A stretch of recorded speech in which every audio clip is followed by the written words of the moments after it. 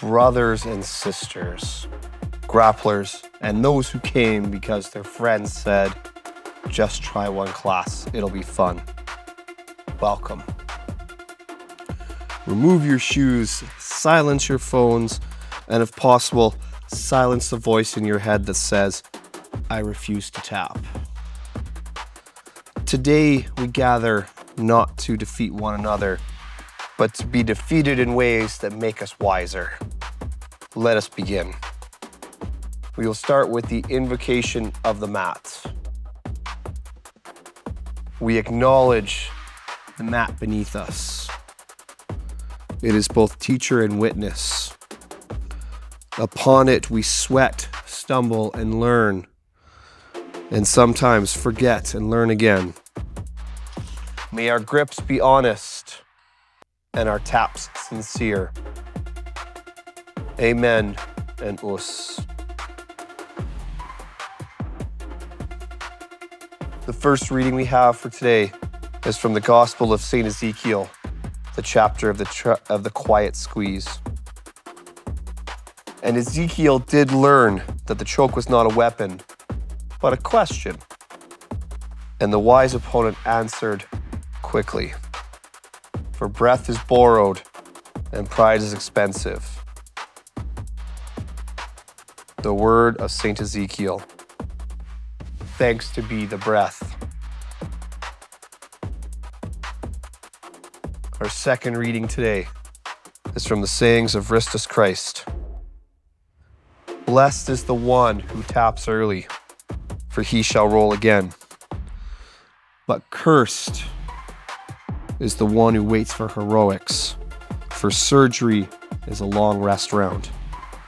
The smallest hinge opens the largest door, and the smallest tap prevents the largest regrets. The word of Ristus.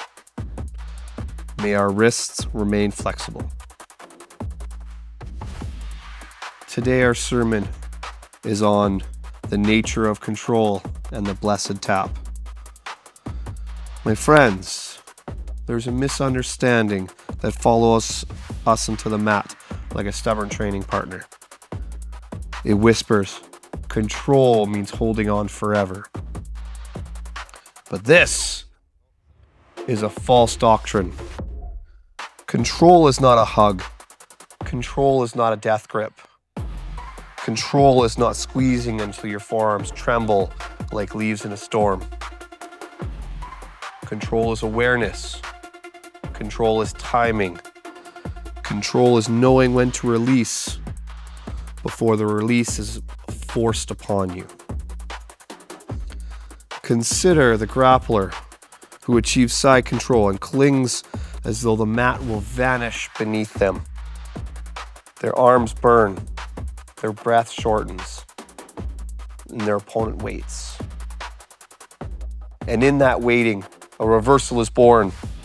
For stillness without understanding becomes stagnation, and stagnation becomes wearing defeat of the mask of effort. And now we speak of the tap. Many fear it, many delay it. Some negotiate it like merchants in a busy market. Perhaps one more second. Maybe I can spin out. Oh, I saw a video on this once. But the tap is not shame. The tap is not surrender of dignity. The tap is communication. It says, I have learned enough from this moment. It says, I value tomorrow. And it says, I am not here to prove that cartilage is stronger than wisdom. When we tap, we do not lose. We exchange ignorance for knowledge. And consider this, the mat forgets victories very quickly, but the body remembers injuries forever. Therefore, let the tap be swift and the learning be long. And finally, ego. Ego is the invisible belt we wear around ourselves. It tightens when we win and suffocates when we lose. The white belt who sweeps you is not your enemy. They are your reminder. The black belt who submits you is not your judge. They are your mirror. The partner who taps you kindly is your ally, for they have taught without injury. They let ego die often, and it is the only death that makes you stronger.